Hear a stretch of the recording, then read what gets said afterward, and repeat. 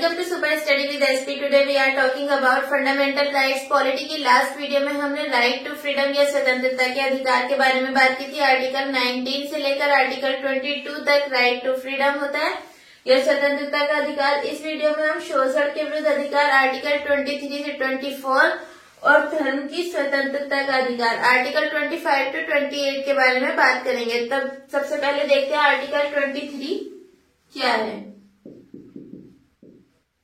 Article 23 मानव के दुर्व्यापार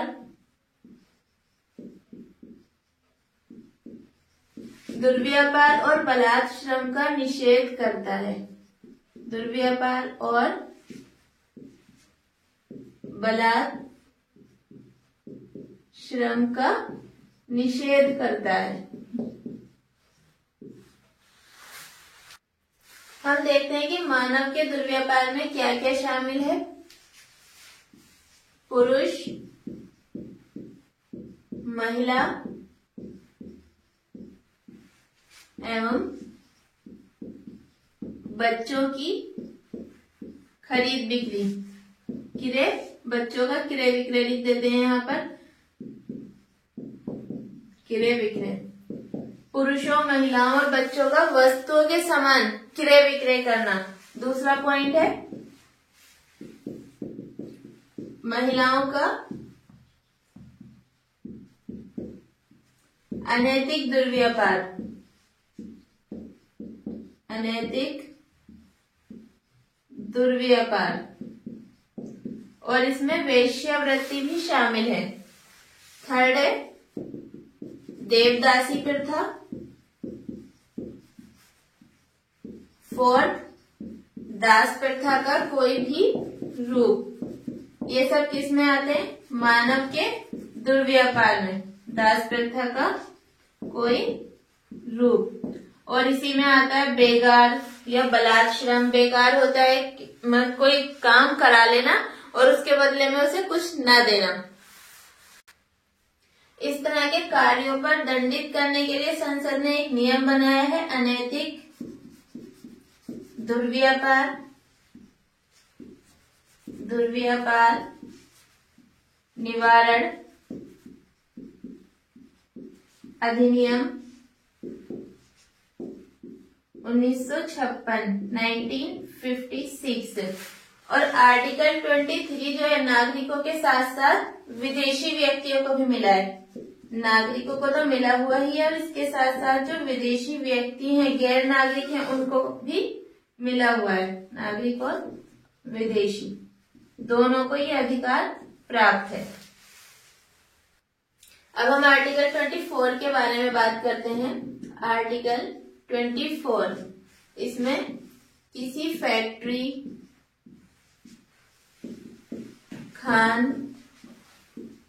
खदान जो होती हैं या कारखाने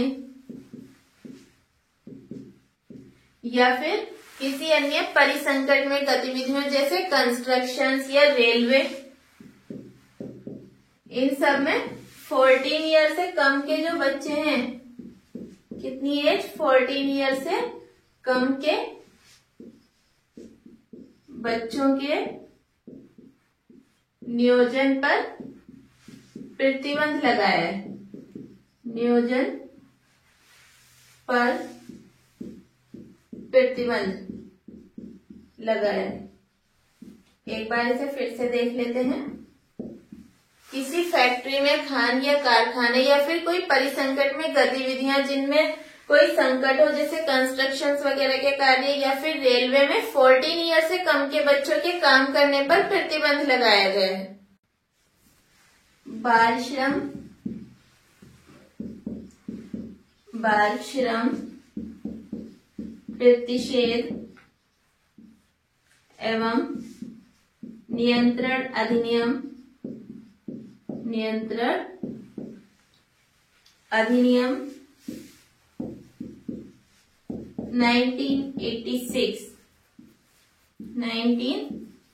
1986 इस दिशा में काफी इम्पोर्टेंट है। अभी तक हमने शोषण के विरुद्ध अधिकार आर्टिकल 23 और 24 के बारे में बात की। अब हम धर्म की स्वतंत्रता के अधिकार के बारे में बात करते हैं। सबसे पहले बात करते हैं आर्टिकल 25 की। आर्टिकल 25 में क्या कहा गया है कि किसी भी व्यक्ति को अंतःकरण की स्वतंत्रता,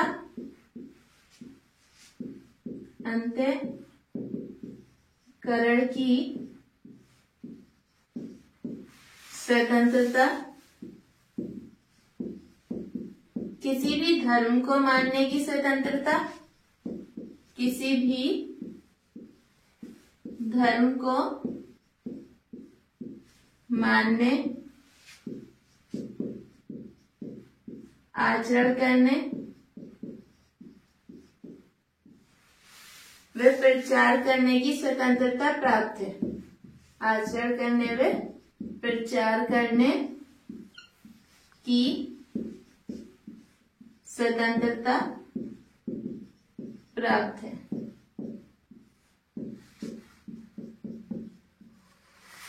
किसी भी व्यक्ति को अंतःकरण की स्वतंत्रता, किसी भी धर्म को मानने, आचरण करने और प्रचार करने की स्वतंत्रता प्राप्त है।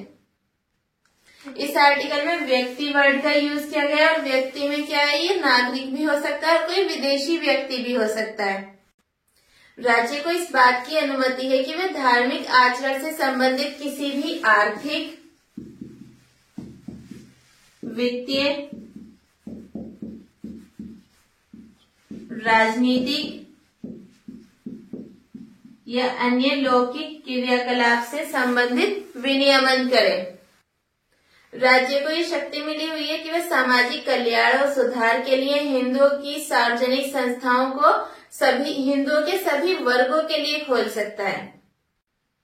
आर्टिकल 25 में 2 एक्सप्लेनेशन किए गए हैं। पहला, सिखों को कृपाण धारण करना या लेकर चलना, कृपाण धारण करना या लेकर चलना सिख धर्म का अनिवार्य अंग माना जाएगा। दूसरा पॉइंट देखते हैं। दूसरा है यहाँ पर, हिंदुओं में कौन कौन शामिल है? जैन, बौद्ध और सिख, ये हिंदुओं में सम्मिलित है। आर्टिकल 25 में ये 2 एक्सप्लेनेशन किए गए हैं। अब हम बात करते हैं आर्टिकल 26 की। आर्टिकल 26 धार्मिक कार्यों के प्रबंध या मैनेजमेंट की स्वतंत्रता प्रदान करता है। धार्मिक कार्यों के प्रबंध की स्वतंत्रता प्रदान करता है, लेकिन इस पर कुछ रीजनेबल रेस्ट्रिक्शंस, युक्तियुक्त निर्बंधन लगाए जा सकते हैं। युक्तियुक्त निर्बंधन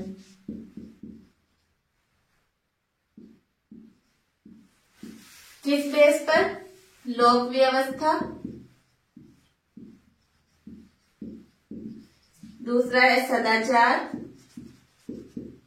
और तीसरा है स्वास्थ्य। इस बेस पर हम रीजनेबल रेस्ट्रिक्शंस लगा सकते हैं और इसमें धार्मिक कार्यों के मैनेजमेंट की स्वतंत्रता मिली हुई है। अब हम बात करते हैं आर्टिकल 27 की।